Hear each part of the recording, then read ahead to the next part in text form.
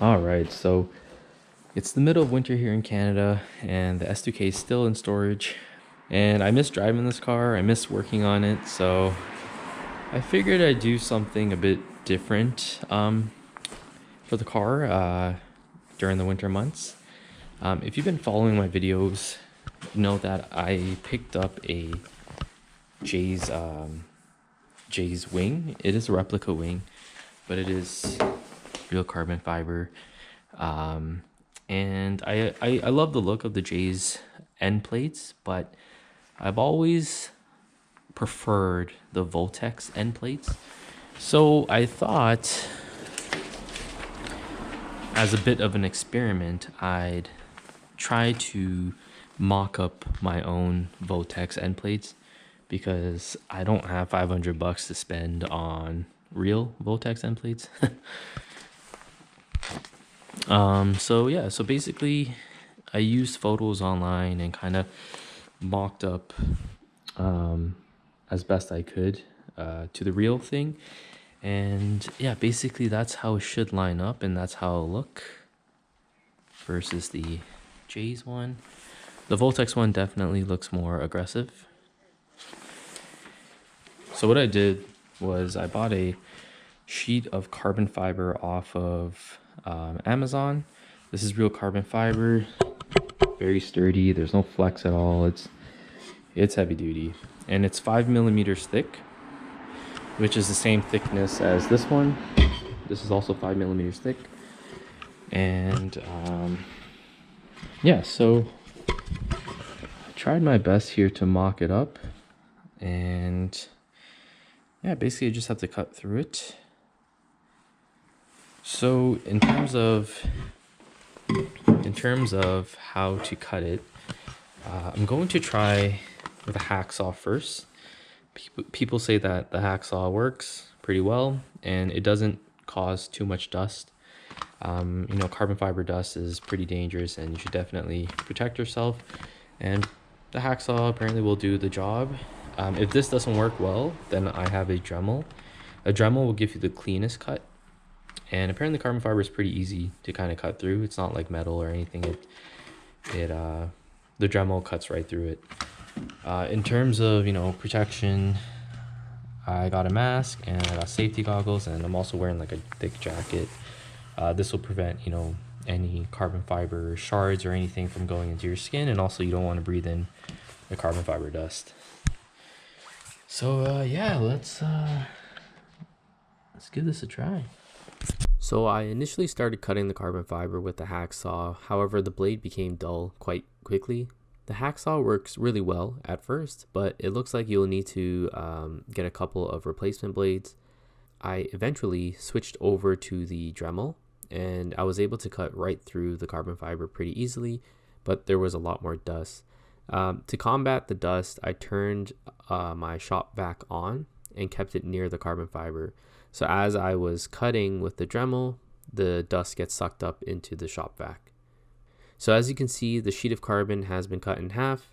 I then used the Dremel to cut as close as possible to the corners, and then used a 80 grit sandpaper to smooth it down further. Alright, so the first one's done. It came out pretty good. So basically, I used the Dremel to get as close as possible to the edges, and then I took a coarse grit sandpaper to smooth out the edges, and so far it looks pretty good. I'm not done. I'm gonna sand it a bit more, so I'm working on the second one right now. I'm gonna take the Dremel and cut it closer to the line, and then once I cut it closer to the line, I take the sandpaper and sand it down.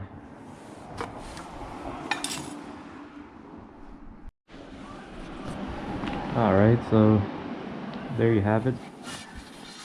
Both end plates are done. I sanded them down a bit. Yeah, it's not perfect, but I tried my best to, you know, smooth it out.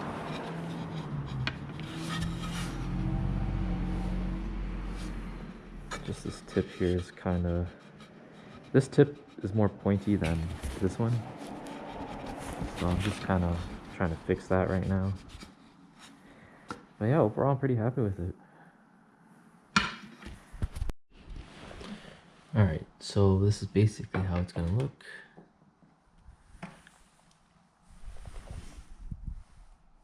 Looks pretty damn good.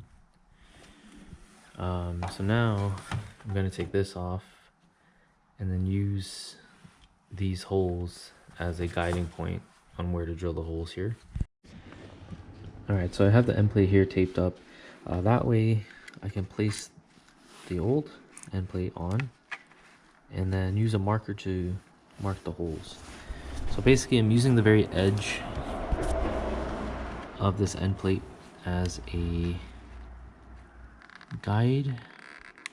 So right about there, and I'll mark these holes here and then drill into it.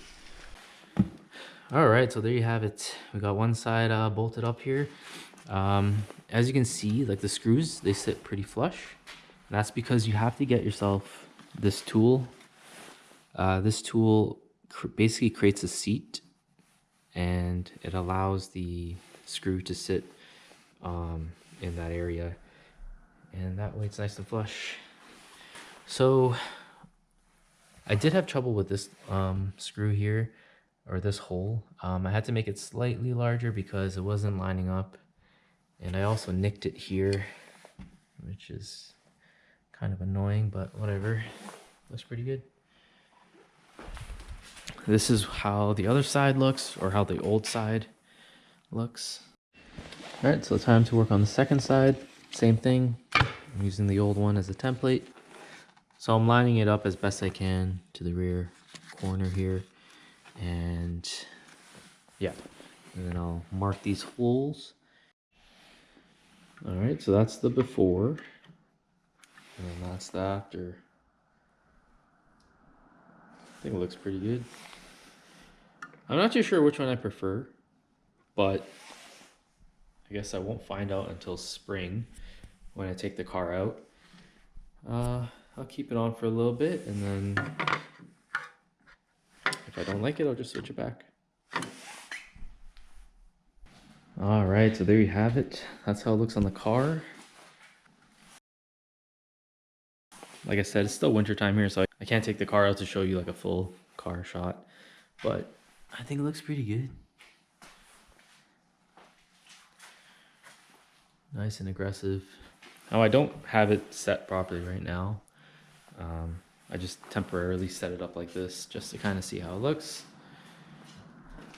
I think I'm gonna leave it plain. I'm not gonna put like a fake sticker on or anything.